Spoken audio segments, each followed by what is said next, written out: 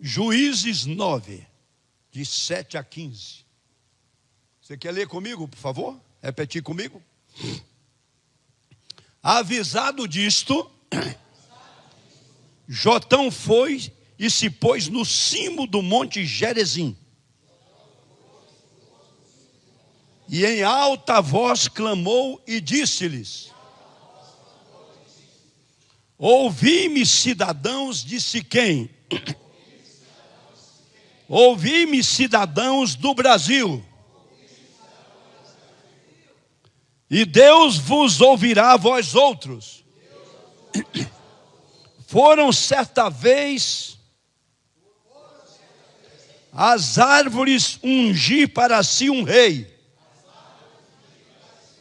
E disseram à oliveira: reina sobre nós.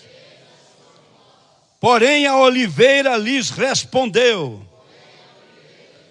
deixaria eu o meu óleo, que Deus e os homens em mim prezam, e iria pairar sobre as árvores? Então disseram as árvores à figueira: vem tu e reina sobre nós. Porém a figueira lhes respondeu: deixaria eu a minha doçura, o meu bom fruto, e iria pairar sobre as árvores? Então disseram as árvores à videira: vem tu e reina sobre nós. Porém a videira lhes respondeu: deixaria eu o meu vinho, que agrada a Deus e aos homens, e iria pairar sobre as árvores? Então todas as árvores disseram ao espinheiro: vem tu e reina sobre nós. Respondeu o espinheiro às árvores: se deveras me ungis sobre vós, vinde e refugiai-vos debaixo da minha sombra. Mas se não, saia do espinheiro fogo, que consuma os cedros do Líbano. Deus abençoe a sua palavra em nossos corações. Põe a mão no seu coração agora. E eu vou convidar o bispo Edmar para vir aqui fazer uma oração profética sobre o nosso coração, para que possamos ouvir o que o Senhor tem a nos dizer nesta manhã. Amém, Põe a mão no Senhor. coração. Na autoridade do teu nome, qual árvore o Senhor quer e deseja que reine sobre nós? Que esta palavra profética, nesta manhã, alcance os corações de norte a sul, do nosso querido Brasil e até das nações da terra. Que o teu servo, que o Senhor já colocou no seu coração, a palavra viva, profética, apostólica, possa gerar a voz divina e o desafio maior da responsabilidade do tempo em que estamos vivendo, do Kairós de Deus. Fale, Senhor, e que possamos não só ouvir, mas praticar os princípios da tua palavra viva e verdadeira, no nome de Jesus. Amém. Sentai-vos, meus irmãos.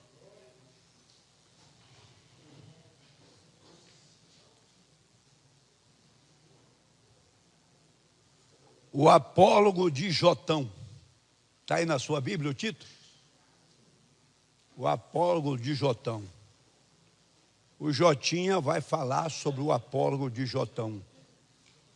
Jotinha é um termo carinhoso que a minha esposa usa comigo. E eu recebo com muito amor, porque é carinhoso. Mesmo porque eu me sinto pequeno. Então, além de carinhoso, expressa o sentimento do meu coração. Mas aqui nós temos um Jotão. É o J grande. Meu nome está na Bíblia aí, gente, vocês viram? Está na Bíblia. E esse não é o único Jotão que aparece na Bíblia, né, bispo? Não é o único, não. Tem o rei Jotão também. Quem já leu sobre a vida do rei Jotão? Tem, abre a Bíblia para você ver. Eu sou o Jotinha, tá? Pequeno. Os outros são grandes. Deixa a grandeza para os outros. Porque para mim grande é o Senhor. Diga, grande é o Senhor. É o Jotinha que serve o grande Senhor. Pense nisso, meu irmão. Então, o título da mensagem desta manhã é O Manifesto de Jotão. Esse é o meu tema da mensagem desta manhã. Diga, o Manifesto de Jotão. A Bíblia tem tudo, né, gente? Em Juízes 9, de 8 a 15, que é o texto que nós escolhemos para a leitura da mensagem desta manhã, nós lemos sobre o apólogo de Jotão, que põe em relevância aqui o espinheiro. O espinheiro é o top aqui de toda esta alegoria. E esta alegoria, numa linguagem simbólica, fala sobre o governo do espinheiro sobre todas as árvores de uma nação, de um povo. Viram para o termo assim. A expressão árvore, fala, a expressão árvore é, dentro dessa analogia, aplicada aos seres humanos. Diga, ser humano na Bíblia, por analogia, é tipificado pelas árvores. Diga, você é uma árvore. Diga, você é uma árvore. Leia, só para citar um exemplo, Salmo 1, abra a sua Bíblia lá. O que diz lá, Salmo 1? Tem a analogia da árvore. Diga, você e eu, que somos filhos do Senhor, abra no Salmo 1. Diz assim, bem-aventurado o homem, o verso 1 diz, repita comigo, bem-aventurado o homem, que não anda no conselho dos ímpios, preste atenção, conselho dos ímpios, cuidado com o que você anda ouvindo e lendo nas redes sociais, e também nos canais de comunicação, seja de rádio ou televisão, tentando fazer a tua cabeça, ou confundir a tua cabeça, porque é tanta notícia contraditória, e no final eu e você ficamos perguntando, mas afinal de contas, onde é que está a verdade? O Filho de Deus está buscando a verdade. Você é filho de Deus? Quem é filho de Deus aqui? Levante a mão. Você está buscando a verdade? Mas é tanto argumento, tanta contra-argumento, que por mais que a sua cabeça seja lúcida, né, para analisar os fatos, você fica pensando, mas como é que é? Ontem a pessoa disse uma coisa, hoje está dizendo outra. Qual dos dois falou a verdade? Aquele primeiro, ou o mesmo personagem agora que virou um segundo, falando exatamente o oposto? Você tem tido essa dúvida? Levante a mão. Levante a mão, quem tem tido essa dúvida? Eu acho que todo mundo que pensa um pouquinho, fica pensando, mas afinal de contas, quando é que ele mentiu? Eu gostei do Padre Léo, acho que foi o Padre Léo mesmo, já morreu, né? Mas depois de morto ainda fala. Quem já ouviu alguma live do Padre Léo? Famosíssimo entre os católicos, né? E ele dizendo o seguinte, ó, você tem que analisar o seguinte. Quando alguém falou uma coisa em determinado tempo, e depois sem nenhuma justificativa, porque às vezes, né, você tem que ter uma justificativa. Ela simplesmente se contradiz, sem nenhuma explicativa ou justificativa. Você tem que analisar primeiro, quando foi que ela mentiu?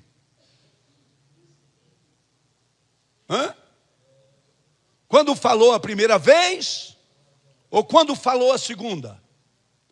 Nos dois casos, nas duas situações, no mínimo mentiu as duas vezes. As duas vezes. E quem mentiu uma vez e depois mentiu segunda vez, merece crédito? Vira para o teu irmão e pergunta: merece crédito? Vale alguma coisa o que fala? É coisa muito séria. Nós podemos nos contraditar, sim, perfeitamente, não é? Mas tem que ter uma justificativa plausível. Não é simplesmente achar que eu e você somos burros, tontos, que não temos capacidade de análise e de julgamento. Então, nos dois casos, tal pessoa não merece meu aval, meu crédito. Essa é a primeira questão que fica aqui. Então, olha bem o que acontece. Continua aqui no Salmo 1. Bem-aventurado o homem que não anda no conselho dos ímpios. Diga, conselho dos ímpios. Vocês sabem o que é ímpio? É aquele que, é importante você entender, que conhece o certo e faz uma opção consciente pelo errado. Esse termo ímpio identifica a pessoa, diga, identifica a pessoa que conhece o que é certo, mas faz uma opção consciente pelo errado, pela mentira, pelo engano. Esse é o ímpio. É um dos termos mais fortes usado na Bíblia para identificar o caráter das pessoas. Isso é uma expressão tipicamente da palavra de Deus. Então continua aqui, continua comigo. Não se detém, comigo gente, vamos lá. Não se detém no caminho dos pecadores. Você parou a pensar nisso? Não anda no conselho dos ímpios, não se detém, não para fazer, aqui, não se detém nem para um papinho no caminho dos pecadores.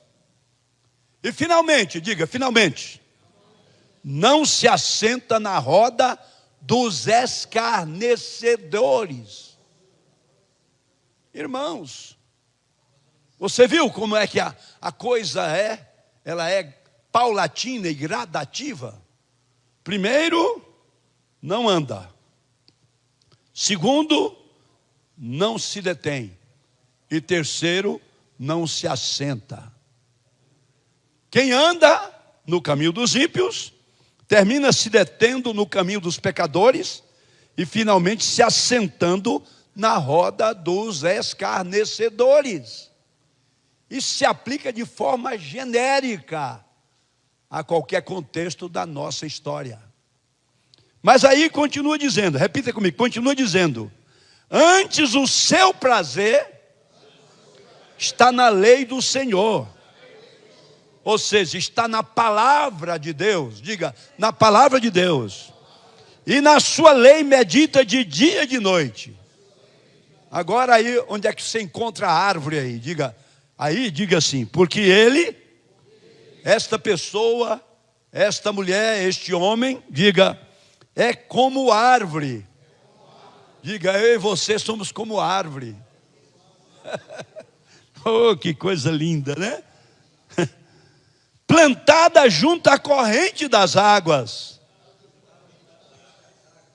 que no devido tempo dá o seu fruto, cuja folhagem não murcha, e tudo quanto fizer será bem sucedido. Aplauda ao Senhor. Que coisa linda. Esse é o teu destino, é o meu, é o nosso. Não importa as contraditas, não importa as resistências do caminho, não importam as contrapropostas.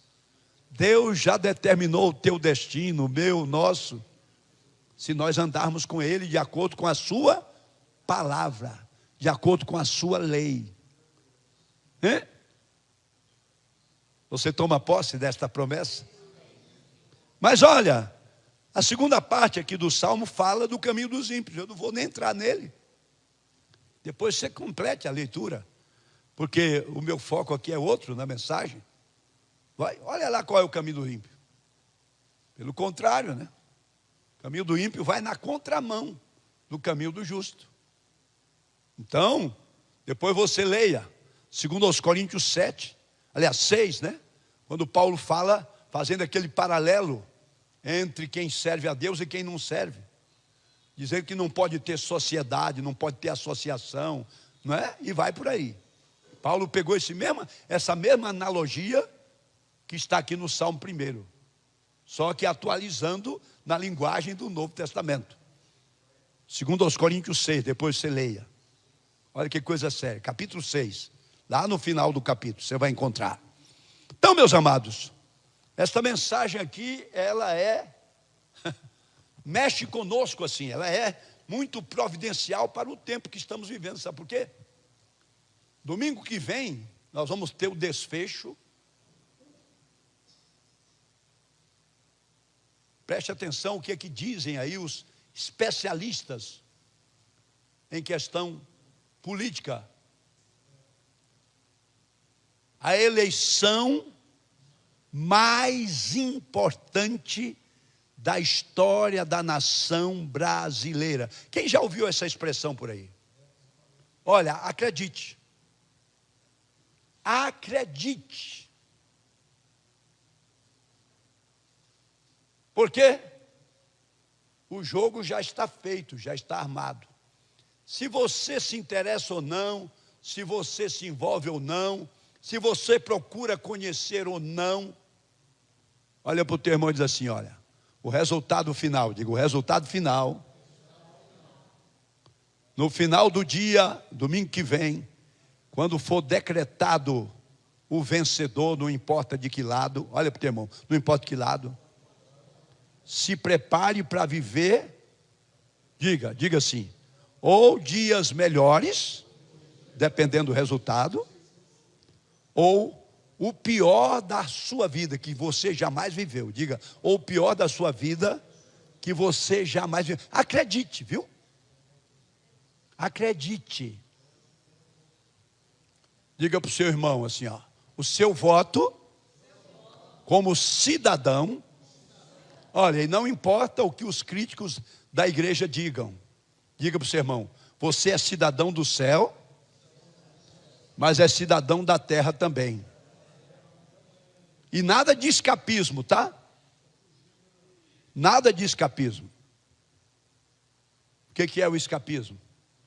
Por muito tempo a igreja evangélica, principalmente no Brasil, foi iludida com certas teologias escapistas por aí. Vou deixar só esse ponto, para não desviar o assunto. Tá? Vira para o teu irmão assim, olha aqui. Olha para o teu irmão e diga, olha aqui. Você continua aqui na terra.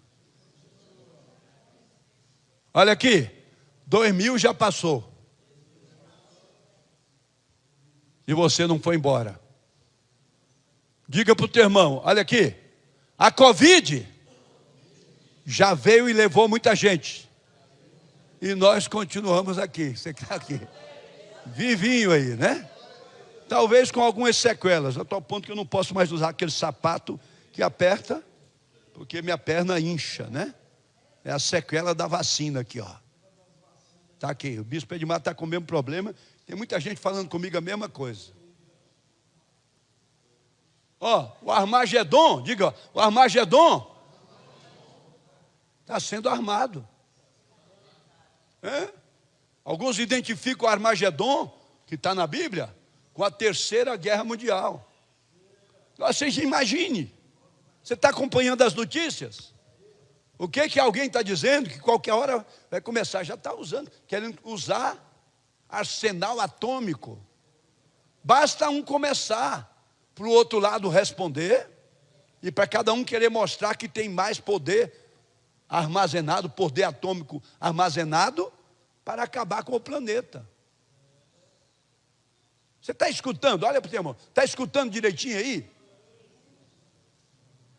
Segundo os especialistas em material bélico, as nações fora as novas que estão aí, trabalhando para também entrar na corrida armamentista, né?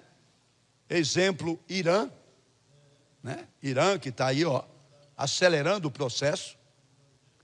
Mas o que já tem armazenado as nações, as superpotências, diz que dá para destruir o planeta 100 vezes. 100 vezes. Está escutando? Fia o dedo assim, ó, dá uma sacudidinha assim para ver se você... Isso não é papo furado, não é ficção. Isso é fato.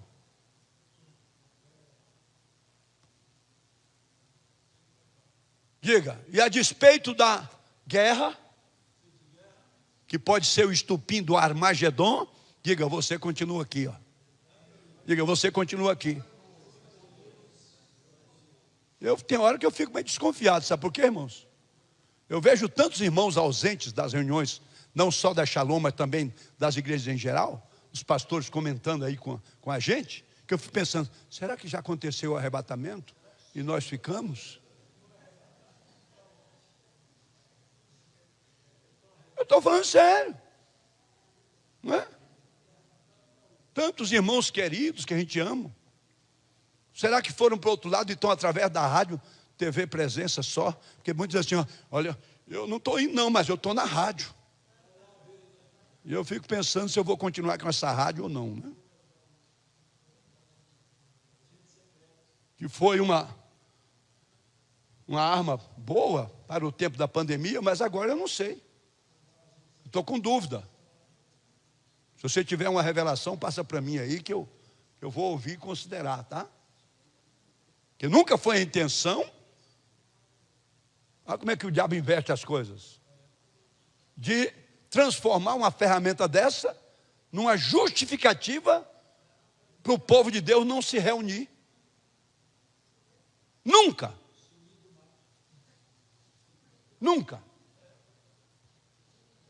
O diabo sabe como inverter as coisas na cabeça das pessoas. E, gente, o pior, que não é só o povo em geral, não. Pastores, líderes, com esse papo furado. Eu não estou indo não, mas eu estou, aqui ó, eu estou aí junto, estou junto. Eu não sei junto de onde, junto de quê. Mas, meu amado irmão, preste atenção. Eu continuo na minha missão. Meu chamado maior é proclamar a palavra. Proclamo com amor, com alegria. Quantidade para mim não faz a minha cabeça. Quem faz a minha cabeça é o Senhor Jesus. Eu busco a boa terra. Deus me deu a boa semente.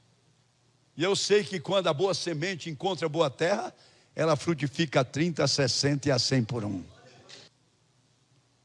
Agora, veja o tema assim, seu voto, diga, seu voto é uma arma. Olha para o teu irmão e diga, seu voto é uma arma. Mas cuidado, a vítima pode ser você. Diga, a vítima pode ser você. Fala para o teu irmão, cuidado. A vítima pode ser você. Não brinque com isso. Estamos todos no mesmo barco. Estamos todos no mesmo barco. Pense nisso. Então, meus amados, olha o que esse texto nos diz. Rapidinho. Eu quero aqui que Deus me ajude nesta síntese que eu pretendo fazer. Olha bem. Escrevi algumas coisas, né? Mas isso aqui é só um roteirinho, né? Para não sobrecarregar a minha memória. Eu quero que você analise o seguinte. Quando foi, por que razão surgiu esse manifesto político de Jotão? Que era um dos 70 filhos de... Esse cara era fabricante mesmo, hein? Como é que é o nome dele? 70 filhos de Gideão. Quem já ouviu falar em Gideão? Levante a mão. O cara gerou 70 filhos. Esse era...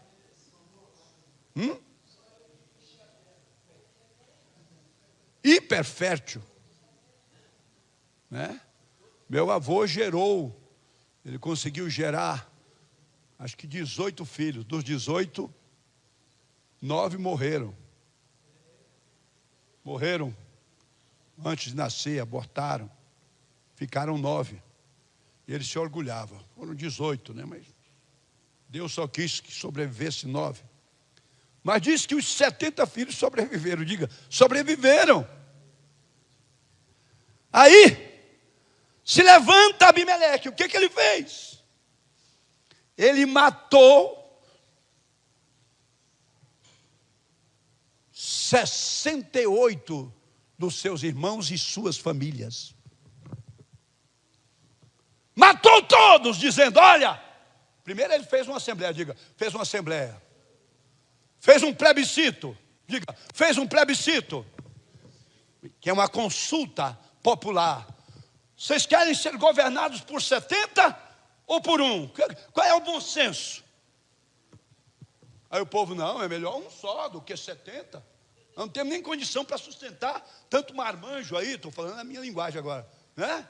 Que quer viver por conta do erário público. Não tem condição não. Um só. Mas o povo não sabia o que estava no coração do Abimeleque.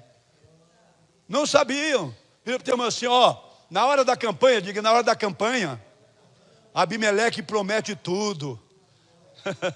Olha, vocês vão economizar. Ao invés de sustentar 70, vocês vão sustentar um só. Isso aí é dinheiro que vai sobrar até para apoiar vocês, para ajudar os pobres. Abimeleque é muito estrategista, né? Coisa muito séria. Tá? Mas aí quando ele viu que tinha um respaldo popular, falou, já estou eleito. Não precisa nem de eleição. As pesquisas já disseram que eu ganhei. Para quê? Você não precisa nem votar. Já está feito. Está tudo comprovado. E aí, meus irmãos, o que acontece? Irmãos, eu estou pregando a palavra de Deus, tá? Pode ser censurado, pode ser o que for. Não estou preocupado não, tá? O que aconteceu? Matou 68. O negócio dele era matar 69. Mas teve um que escapou. Diga, escapou. O Jotão escapou. Diga, o menor escapou. Se escondeu numa caverna lá. E ele, por mais que procurasse, não conseguiu. Ele falou, deixa para lá, é tão pequeno. Diga, é tão pequeno que não vale a pena perder tempo. Isso aí não vai chegar a lugar nenhum. Não vai atrapalhar nada. Os perigosos eu já matei, né? Já liquidou a cota. E aí se autoproclamou rei. Entendeu agora o fundo histórico do porquê do apólogo de Jotão? Aí eu vou te dizer agora, rapidinho. Eita, relógio. Me dá só mais um minutinho, irmão. Só mais um minutinho. Segura aí as lombrigas um pouquinho, né? Que eu sei que elas já estão batendo aí nas tripas, né? Escuta bem. Veio o apólogo de Jotão. Jotão, né? Ele se preparou. E aí o verso 6 diz assim do capítulo 9. Olha o que diz. Então se ajuntaram todos os cidadãos de Siquém, todo Bet-Milo, e foram e proclamaram Abimeleque rei junto ao carvalho memorial que está perto de Siquém. Esse carvalho memorial aí, sabe o que significa? É o carvalho de Abraão, onde ele armava sua tenda e também edificava um altar ao Senhor. Como é que, irmãos, os políticos manipulam a religião? Como é que eles manipulam? Isso não é coisa nova, é coisa antiga. Manipulam o povo de Deus, a memória histórica, para alcançar os seus objetivos insanos. Coisa muito séria. E aí ele assumiu o poder. Mas diante de tudo isso, Jotão se pôs no cimo do Monte Gerizim. Aqui também outro símbolo. Monte Gerizim, diga, Monte Gerizim é o monte sacerdotal da bênção. Está lá em Deuteronômio 28, veja lá. Existiam 2 montes sacerdotais. O Monte Ebal, para pronunciar as maldições, e o Monte Gerizim, para os sacerdotes pronunciar a bênção. Jotão pegou um outro símbolo histórico e foi lá e profeticamente pronunciou o apólogo. Aí agora nós podemos entrar. Olha bem, veja bem. Ele pronunciou este apólogo, este manifesto político, para denunciar um governo espinhoso. Por isso que a palavra é espinheiro. E ele usa 4 analogias, 4 figuras de árvores, de arbustos. O primeiro deles, em primeiro lugar, veja bem, nós temos a seguinte observação. Estou fechando a mensagem agora, tá? Nós temos aqui, nas 3 primeiras árvores, a oliveira, diga a oliveira, a figueira e a videira. Uma omissão perigosa. Diga, uma omissão perigosa. Diga para o teu irmão o seguinte: se você é omisso, o seu lugar será ocupado por quem você não aprovaria se soubesse do resultado da sua omissão. E aqui eu anotei uma frase aqui, não sei se eu estou colocando a tradução literal, tá? Tirei da minha cabeça, né? Uma frase célebre de Martin Luther King. Você já deve ter ouvido, ela está nas redes sociais. Diz assim: o que mais me assombra não é o levante ou a arremetida dos maus, mas a omissão dos bons. Quem já ouviu esta frase por aí? Já leu? Ah, meu irmão, aqui, oliveira, figueira e videira se omitiram. Quando o justo se omite, quando o justo lava as mãos como Pilatos, não me comprometa, eu não faço parte disso, tem nada a ver comigo. Você vai ver que tem tudo a ver. Todos estão no mesmo barco. Aí o que aconteceu? A videira, a oliveira, a figueira receberam um apelo de todas as árvores, um clamor, um pedido, para que elas reinassem sobre eles. Mas cada um deu uma desculpa para fugir da responsabilidade de governar. Não tem interesse, não é comigo, não é para mim. As árvores frutíferas e úteis foram consultadas para esse posto de liderança da nação, mas todas se omitiram. Quando os bons se omitem, preferiram o conforto de sua posição do que os riscos de uma liderança que confrontaria o erro, o engano e o mal. Ao recusarem a convocação, abriram espaço para o espinheiro governar. A omissão covarde destas árvores boas pavimentou o caminho para a liderança de um arbusto ruim. Quando os bons se omitem e ficam em silêncio, os maus governam. É triste ser governado por um espinheiro. Um espinheiro nada produz, a não ser espinho que produz feridas e sofrimento. Onde o espinheiro reina, as pessoas sofrem e sangram. Segunda observação.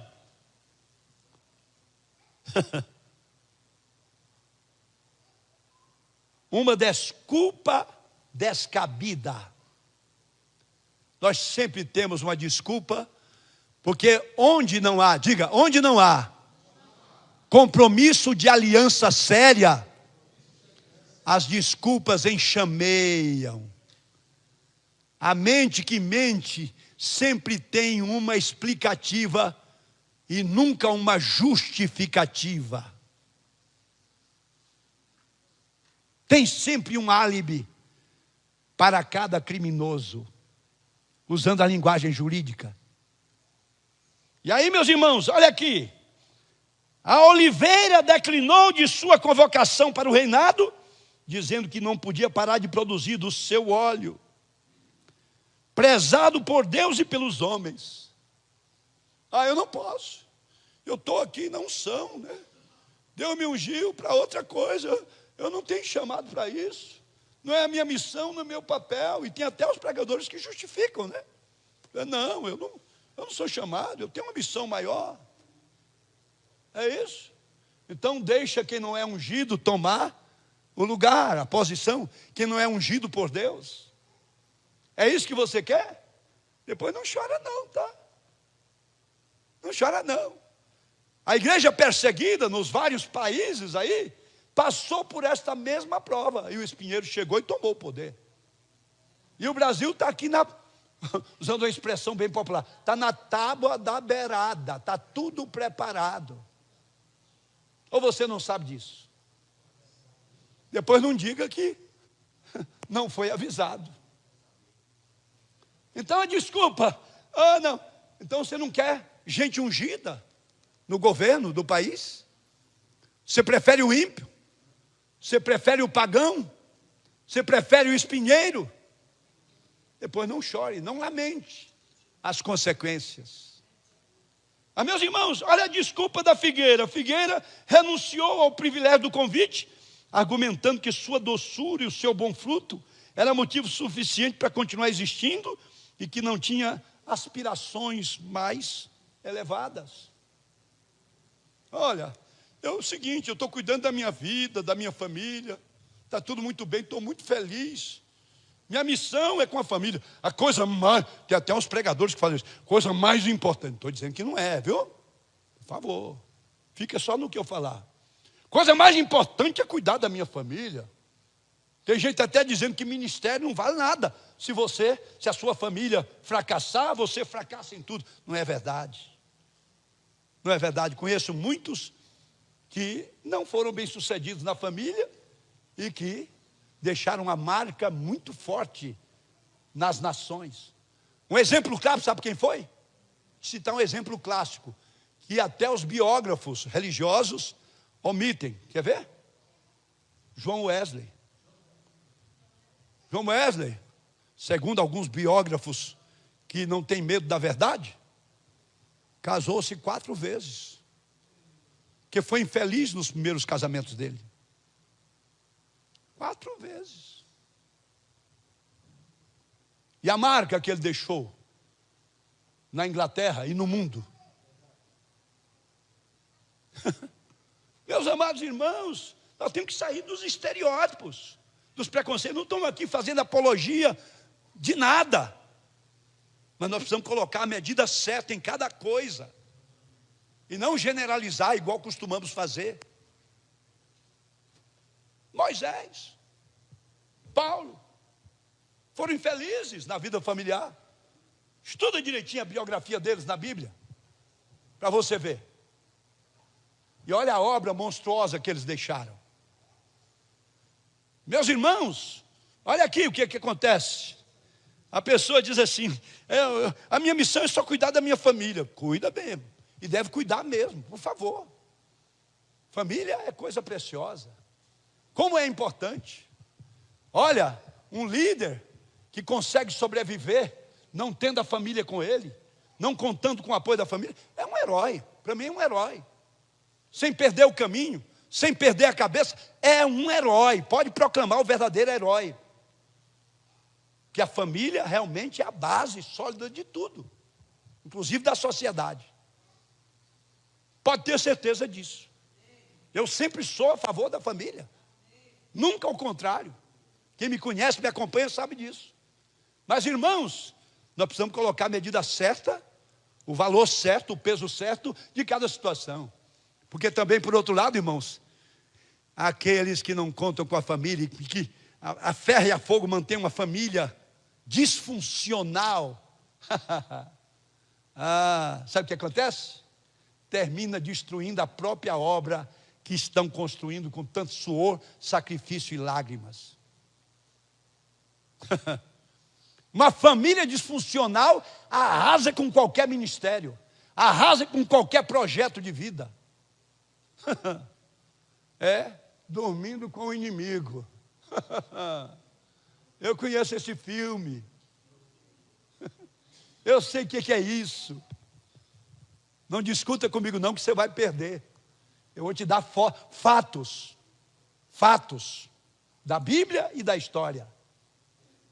Então, família é bênção, mas pode ser também maldição.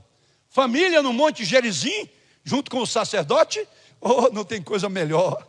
Mas se o sacerdote está no Monte Gerizim e a família está no Monte Ebal, no Monte das Maldições, meu Deus, está arrasado, está acabado, está destruído, está na contramão de tudo. Olha, irmãos, olha aqui, a figueira não quis compromisso, porque estava já na doçura do bom fruto, com a sua família, com os seus projetos de vida, e o resto era resto. E a desculpa da videira, gente, ela justificou sua negativa à honrosa convocação, dizendo que o seu papel era produzir vinho, pois este era agradável a Deus e aos homens. Alegria, alegria. Vinho na Bíblia é símbolo de alegria, alegria, diga, alegria, festa. Meu negócio é festa, é alegria. Meu negócio é usufruir as boas coisas, os prazeres da vida. O resto é resto. Não tenho compromisso com mais nada. É a videira. Meu negócio é festa. Esse é o tempo de festa. Eu quero é festejar. Eu quero celebrar as boas coisas da vida. O resto que se lasque. O que tem a ver com o destino da nação? Não. Eu consegui aqui com muito sacrifício chegar onde cheguei. Quem quiser que cuide da sua, estou cuidando da minha parte. Nenhuma árvore boa aceitou o convite para reinar. Todas declinaram. Suas desculpas pareciam plausíveis, mas eram descabidas. A omissão delas pavimentou o caminho para o espinheiro assumir o trono e produzir dor, sofrimento e morte.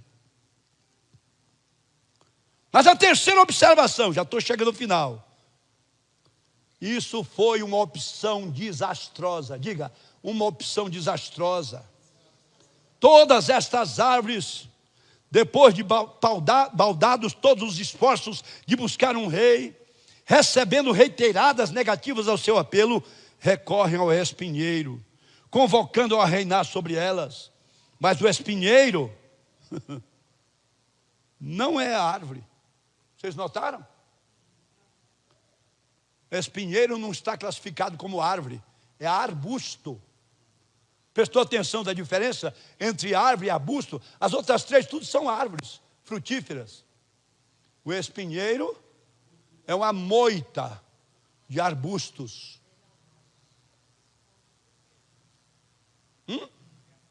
Jesus, na parábola do semeador, diz que a terceira parte da semente caiu entre espinheiros. E o que o espinheiro fez com a semente? Diga, o que o espinheiro fez com a semente na parábola? Sufocou a boa semente. Oh, meu Deus. Matou por sufocamento a boa semente. Irmãos, espinheiro não é plantado como as demais árvores frutíferas. Árvores são plantadas, espinheiro não. De onde que vem o espinheiro?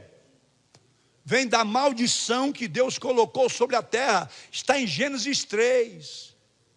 Já viu lá? maldita é a terra por causa do homem, e esta lhe produzirá o quê? Espinhos e abrolhos. Espinhos e abrolhos. Olha, nem Jesus Cristo escapou do espinheiro. Você sabia disso? Quando ele foi pregado na cruz, fizeram para ele o quê? Uma coroa de espinhos, que fizeram sangrar a sua cabeça e a sua fronte, representando a maldição que foi colocada sobre a terra. Ali no Calvário, ele sangrou por causa do espinheiro que a terra produziu.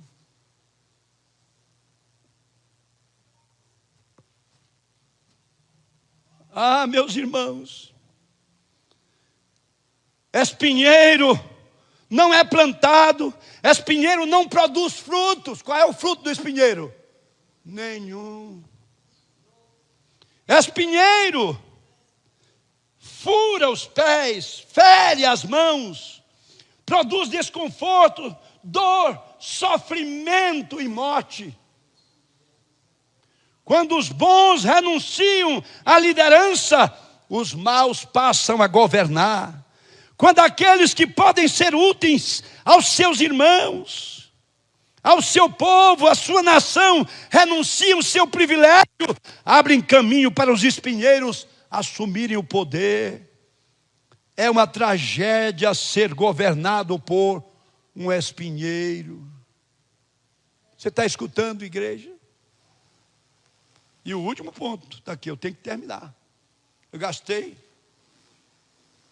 meses e anos para preparar todas estas notas, pesquisando, orando, lendo. Algumas coisas aqui eu achei bonito de alguns autores, não deu para colocar o nome deles todos aqui. Mas, meus irmãos, é coisa séria isso aqui. Eu procurei enxugar ao máximo. Você vê aqui? Só dei uma folha e meia, né? O que eu anotei. O resto está tudo aqui na cabeça e no coração. Por último aqui, ó. Quando deixaram vazio, os bons deixaram o espaço vazio, surgiu a quarta opção do espinheiro, que se tornou uma ameaça mortal. Diga, uma ameaça mortal. O espinheiro não deu nenhuma desculpa. Nunca dá. Os maus nunca dizem não. Quando se trata de poder, eles querem poder a qualquer preço, de qualquer maneira. Se o seu espaço, o espaço dos bons, não é ocupado, ficou vacante. Mas olha, nenhum povo vive sem liderança. Nenhum grupo sobrevive sem boa liderança. Veja o que aconteceu com a morte de Gideão, com a omissão de Gideão. Quantos erros acometeram a nação? Líder, se você é árvore frutífera, não seja omisso. Busque ao Senhor. Busque cura para os traumas silenciosos da sua alma. Não faça de conta, não finja. O seu tempo, o meu tempo aqui é curto. Não leve para a tumba os traumas da caminhada, as revoltas, as decepções. Coloque aos pés da cruz, coloque nas mãos do Senhor, busque conselho, busque cobertura espiritual. A cobertura existe para isso, é para te curar, é para te restaurar, é para te levantar e te abençoar. Não faça de conta. E aí o que aconteceu? É muito orgulho, irmão. Eu fico pensando, a gente fica orgulhoso por tão pouco, meu Deus, tão pouco. Tem gente que está morrendo, está para tombar, está para cair como árvore que está secando no caminho, mas é sempre aquela posição de arrogância, aquela postura. Lamento. Lamento. Cada um vai colher o fruto das suas decisões, sejam boas ou ruins. Meus amados, não adianta, dizia o meu avô, chorar o leite derramado, tá? Depois você tirou o olho da panela. Quem já teve essa experiência de pôr o leite para ferver? Você fica lá olhando, o leite não levanta de jeito nenhum. Quando levanta devagarinho, aquela coisinha assim. Aí você vira as costas um pouquinho para pegar uma toalha. Quem já teve essa experiência? É uma lição ou não é? Vira para o tema assim, vigia na terra, irmão. Vigia na terra. Tirou o olho, ele derrama. Aqui, fica de pé para você escutar essas últimas frases. Fica de pé, por favor. O levita já pode ir tomando lugar aqui para cantar a última canção. Fica de pé. Me ajuda a fechar a torneira aqui, por favor. Fica de pé. Vamos lá. Escute aqui, meu irmão. Olha que coisa séria. O espinheiro não deu desculpa. Aceitou prontamente o convite para ser rei. Vocês já viram?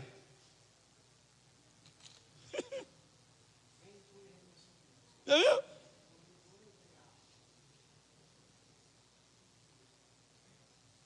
Mas sabe qual foi o primeiro decreto do reinado dele? Quem quer saber? Quem quer saber o primeiro decreto? Levante a mão, quem quer saber? Abre aí, 9, o verso 5. Foi à casa de seu pai, a Ofra, e matou seus irmãos, os filhos de Jerubaal, 70 homens sobre uma pedra. Então era mais de 70, né? Está aqui. Jotão, filho menor de Jerubaal, ficou porque se escondera. Então eram 72. Se ele matou 70, ele era o 71, que era o matador, e o Jotão era o 72, está certo? A minha conta agora está certa? Pois é, não foi contado que era filho da concubina, tá? Então, olha bem, 72. Primeiro decreto dele, qual é? Tirar do caminho dele todos os que poderiam lhe resistir. Todos que não votaram, não apoiaram a proclamação do nome dele. Quem tem ouvidos para ouvir, ouça. Primeiro decreto. Viram aqui o que o espinheiro fez? Aí ele diz assim, aceitou prontamente o convite, fez uma convocação para todas as árvores ficarem debaixo de sua sombra.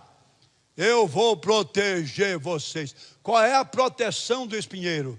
Alguém aqui já ficou debaixo da sombra de um espinheiro? Hã? Alguém aqui já ficou num boma? Na África chama-se boma.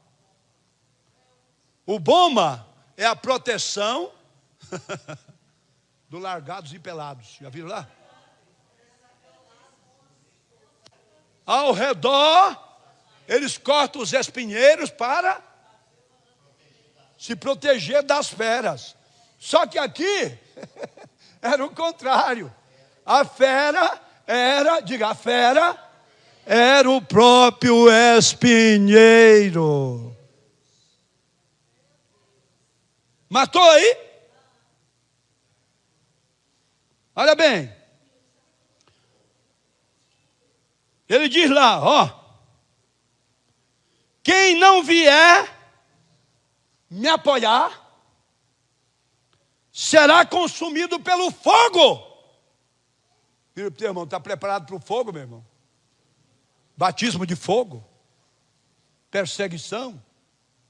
Igreja, olha a história da igreja perseguida nos países totalitários, seja totalitários por ideologia política ou religiosa. É só olhar o que está acontecendo com os nossos irmãos. O espinheiro governa com ameaça e truculência. não aceita a oposição, não tolera o contraditório. Olha aqui, ele não só, olha bem, presta atenção, ele prende suas mãos e pés, para ficar com o controle absoluto sobre a tua vida, mas ele também tapa a tua boca. Você tem o direito só de obedecer. A liberdade de fala e a prévia já está dada aí para quem quiser ver claramente. Agora, se você fecha os olhos e os ouvidos para a verdade, não chore depois. Por favor, não me procure depois para chorar. Como diz o americano, too late. Tarde demais. Tarde demais. Está escutando, meu irmão? Igreja, era hora da igreja estar tremendo aí diante de Deus.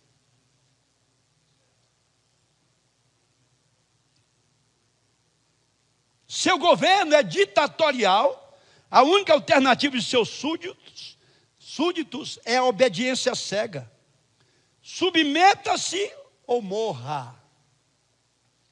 Esta parábola é um grito de alerta a toda a nação brasileira.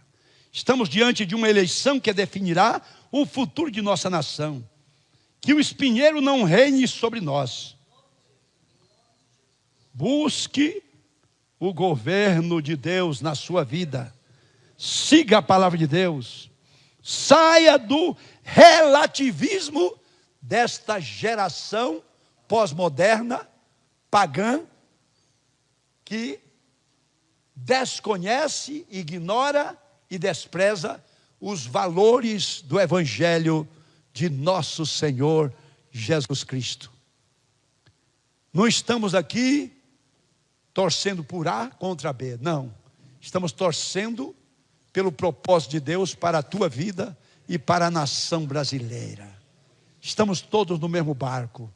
Vote com consciência e responsabilidade. Busque a Deus pela nação. Busque a Deus pela sua família. Pense no futuro dos seus filhos e netos. Porque depois que o espinheiro assume o poder, dificilmente larga. Se você continuar lendo a história, você vai ver o tanto de destruição que o espinheiro fez. Mas finalmente, diga finalmente, o juízo de Deus veio sobre o espinheiro. Mas o povo pagou um alto preço. As árvores, diga, as árvores pagaram um alto preço. Curve a sua fronte. Nós vamos orar. Pastor Roberto, é você que vai orar conosco aqui agora.